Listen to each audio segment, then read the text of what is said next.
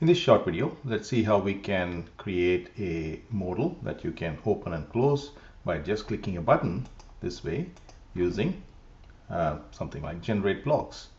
And let's see how easy that is. To do that, all we need is a little bit of CSS and some JavaScript to be added to your page, and we'll be using the standard button and container blocks available via GenerateBlocks. Let's have a look. I've given the page a name, called it modal. Now you don't need to put this everywhere. You can, if you want to show this everywhere on your website, you will need access to GeneratePress, the Pro edition, where you can use the appearance elements and create an element. But otherwise, feel free to just use this. If you are using this on a single page, this is how easy it is. First thing I'm going to do is show you how to set up the container, which will become the modal or the dialog window. I will open the document overview so you can see whatever is happening, and you can see a list of all the HTML elements that are getting added. I'm going to click the plus sign, the block inserter, and the first one that we're going to insert is a container, right? So let's insert a container. And I'm not even going to insert an inner container while the container is selected. Now, how do I know what's selected? I can go click, and I need notice that the container is the only element here.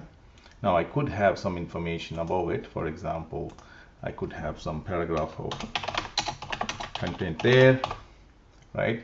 And when I select the container, I can scroll down and go to advanced, and here's what I need to do.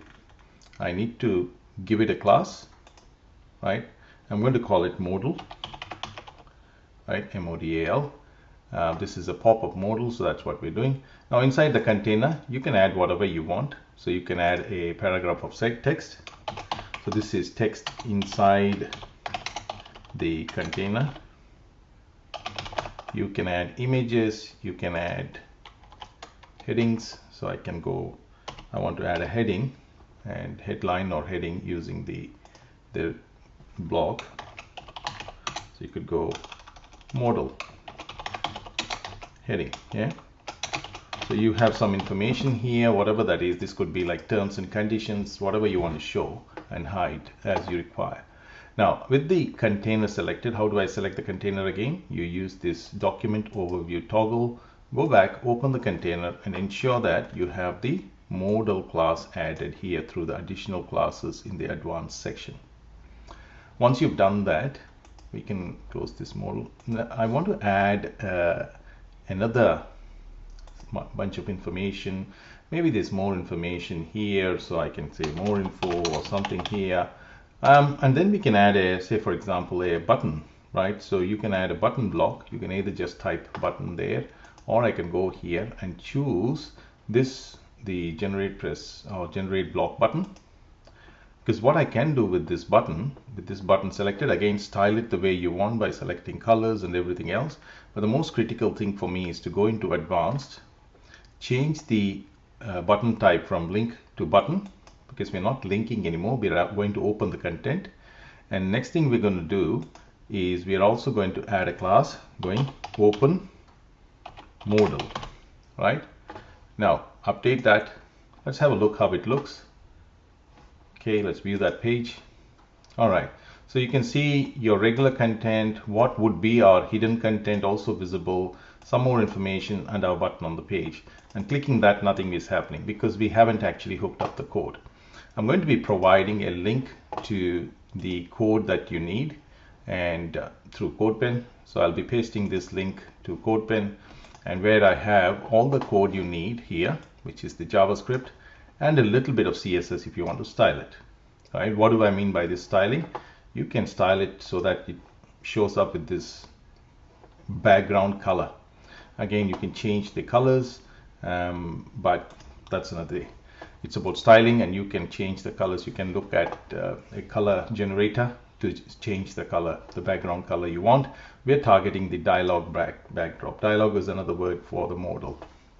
So we need the code, so let's go get it. I'm going to copy this code, select all and copy all of the code on the right hand side under JavaScript. Go back into the page. Now we need to put the code somewhere. Now I can add it, use plugins and add the code elsewhere, but since I'm going to be putting it only on this page, I can just add it to this page itself. Below this button, I'm going to do that. So I'm going to go select the button and add after. I'm going to be adding a particular block. It's called as custom HTML. So you can type HTML and you'll see there it is, custom HTML. Don't install any other blocks. You don't need those. You just add the custom HTML block. Now, what are we going to write here? We're not going to paste the code as is, because this code is meant to be JavaScript. So what do we say? We say script. So we just need to add this much.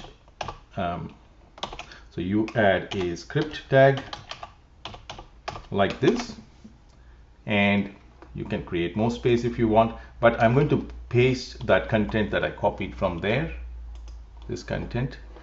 I'm just going to paste that there, the JavaScript content, and update that. Right, let's view that page. Now that content that was meant to be showing is hidden. Now, why didn't I hide that content up front? If for any reason your JavaScript fails, your content will still be showing. Yes, they might have an odd button that doesn't work, but the content is going to be shown. So you always want to ensure that you don't actually fail your content in any way.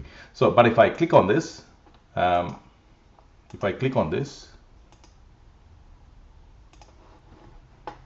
all right, I just noticed that my button is not working, and one reason that's failing is because when I created this button, I didn't notice that I added a space between the class. The class is a single class. It's just called Open Modal. So no space. It's just one word, Open Modal here. Add that class to this, and we need to add the modal class to just the container, and that's it.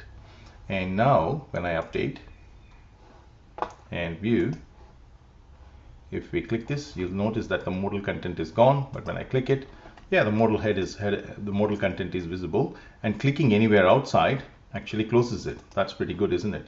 Now I want to style it a little bit. I want to give the modal a little bit of styling.